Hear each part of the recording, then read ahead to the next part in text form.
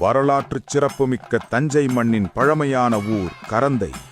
அந்த கரந்தையே செந்தமிழ் புரவலர் தமிழவேள் உமாமகேஸ்வரனார் பிறந்த புண்ணிய பூமி.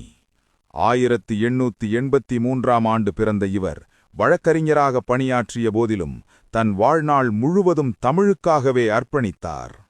1911ஆம் ஆண்டு கரந்தை தமிழ்ச்சங்கம் தோன்றியது. அந்த 5ஆம் தமிழ்ச்சங்கத்தின் முதல் தலைவராக அவர் பொறுப்பேற்றார். அவரது வீர முழக்கம் எங்கும் தமிழ், எதிலும் தமிழ். 1913ஆம் ஆண்டிலேயே நீராறும் கடலுடுத்த என்ற தமிழ்த்தாய் வாழ்த்தை மொழிவணக்க பாடலாக பாட வைத்த முன்னோடி இவர். 2004இல் செம்மொழியாக அறிவிக்கப்பட்ட தமிழை 1919ஆம் ஆண்டிலேயே செம்மொழி என தீர்மானம் நிறைவேற்றிய தீர்க்கதரிசி. இன்று தஞ்சையில் செம்மாந்து நிற்கும் தமிழ் பல்கலைக்கழகத்தின் விதை 1921லேயே அவர் சிந்தனையில் விதைக்கப்பட்டது. தமிழ் ஆராய்ச்சிக்கென தமிழ் பொழில் இதழை 1925இல் தொடங்கி செந்தமிழ் சிந்தனையை அடுத்த தலைமுறைக்கும் பரப்பினார். ஸ்ரீ, ஸ்ரீமான், விவாக சுபமுகூர்த்தம் போன்ற வடமொழிச் சொற்களை நீக்கி திரு, திருமதி, திருமணம் போன்ற நற்தமிழ்ச் சொற்களை நடைமுறைப்படுத்திய மொழிப் புரட்சியாளர்.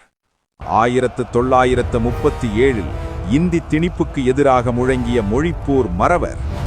1938இல் தமிழ் புலவர் கல்லூரியை நிறுவி ஏழை மாணவர்களுக்கு இலவச உணவு உறைவிடம் அளித்த கல்வித் தந்தை. 50 பள்ளிகள் மட்டுமே இருந்த தஞ்சை மாவட்டத்தில் 174க்கும் மேற்பட்ட பள்ளிகளை உருவாக்கி சாமானியருக்கும் கல்வி நீர் பாய்ச்சிய சமூக சீர்திருத்தவாதி. வட்டுக்கோட்டை ராஜாமடம் சத்திரம், உரத்தநாடு சத்திரம், தஞ்சாவூர் ஸ்ரேசத்திரம் போன்ற சத்திரங்களை உண்டு உறைவிடப் பள்ளிகளாக மாற்றியவர். வடமொழி மட்டுமே பயிற்றுவிக்கப்பட்டு வந்த திருவையாறு அரசர் கல்லூரியில் தமிழ் படிக்கவும் வழி செய்தவர்.